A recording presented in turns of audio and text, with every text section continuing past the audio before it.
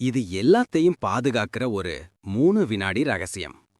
ஹைவேல வேகமா போகும் கார்களை பார்க்கும்போது நமக்கு ஒரு சவால் தெரியும். ஒவ்வொரு செகண்டும் நாம ஒரு முடிவெடுக்கணும். சின்ன சின்ன தவறுகள் கூட பெரிய விளைவுகளை கொடுத்துடும். அதனால தான் சொல்றேன், நீங்க கவனிக்க மறந்த அந்த 3 வினாடி தான் நடக்கப் போற விபத்துக்கு பாதி காரணம். சரி, இந்த 3 வினாடி விதி என்னன்னு பாப்போம். இது ஒரு டிரைவிங் ரகசியம் மட்டும் இல்ல, இது ஒரு விஞ்ஞான உண்மை.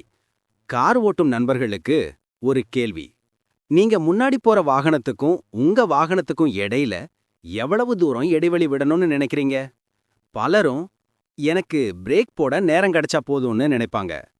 ஒரு விபத்து நடக்குதுன்னா அதுல 3 விஷயங்கள் இருக்கு. முதலாவது, கவனிக்கும் நேரம். அதாவது ஒரு ஆபத்தை உங்க கண்ணு பார்த்து உங்க மூளைக்கு போய் சேர எடுக்கும் நேரம். ரெண்டாவது, முடிவெடுக்கும் நேரம். அதாவது மூளை ஆபத்தை உணர்ந்து காலை பிரேக் பெடலுக்கு போக சொல்லும் நேரம். மூணாவது, பிரேக் போடும் நேரம். சராசரியா ஒரு மனுஷன் ஒரு ஆபத்தை உணர்ந்து பிரேக்கை தொட கிட்டத்தட்ட 1.5 வினாடிகள் எடுத்துக்கிறான். 100 கிலோமீட்டர் வேகத்துல போற கார் இந்த 1.5 வினாடில கண்ணை மூடி திறப்பதற்குள் கிட்டத்தட்ட 40 மீட்டர் போயிடும்.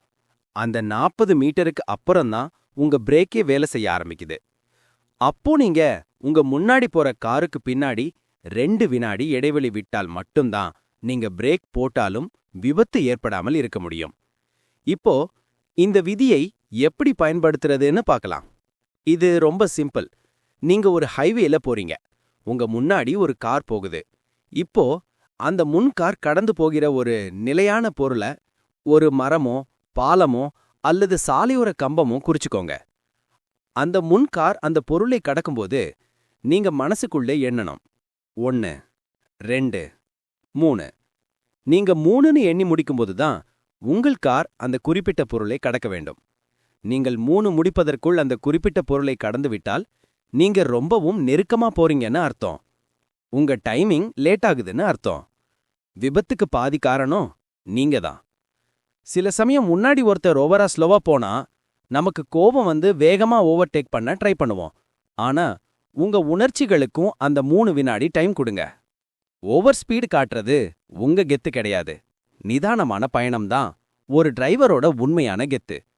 எமோஷனல் ஆகி அவசரப்படும்போது தான் அந்த 1.5 வினாடி ரியாக்ஷன் டைம் கூட லேட் ஆகும். எனவே ஒரு நல்ல டிரைவரா இருக்க முதலில் உங்க உணர்ச்சிகளை நீங்க 3 வினாடி இடைவெளி கொடுத்து பார்க்கணும்.